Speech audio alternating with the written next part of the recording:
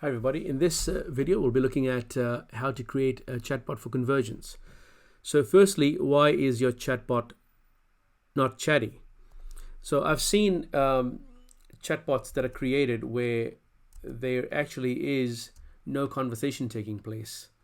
So there's not, so let me just go through to another one because I've got this page cookied. So it takes you back to the same node. What I mean by that is to have a conversation before you start asking questions, right? So it doesn't be long-winded, just has to be to the point.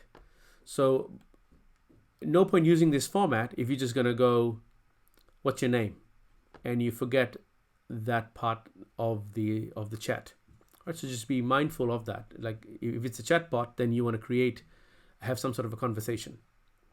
And that's what I've seen where it just doesn't chat. It's basically they just animated the two things that you would normally have in your normal decision tree or quiz style format, and they don't even, and so be careful that you don't just do that. Otherwise, you're kind of what's the point of doing it if you're not going to chat?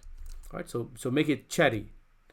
Then you have the other side, which is just too chatty.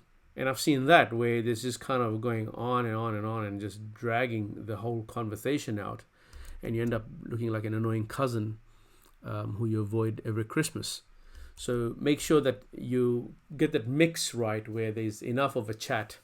And that normally comes with experience. And that's what I'll be covering in the conversational copywriting video coming up soon.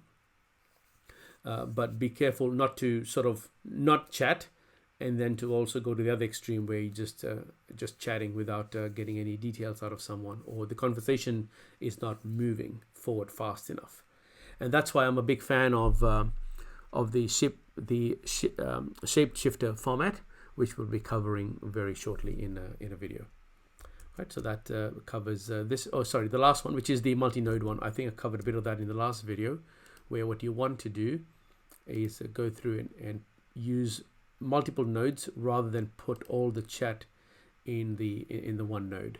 So in this case, I've got my chat lines sitting here. So rather than just putting all of your lines on the one node, like you would see with the previous example that I showed with Tom's, where just the whole conversation just goes down in one place, you want to clear the screen, and by having multiple nodes like we have over here, right? And so that is what I mean by the multi-node bot rather than a singular node, right? So that covers that ends this video. Let's go through the next video. We'll be looking at the shapeshifter chatbot.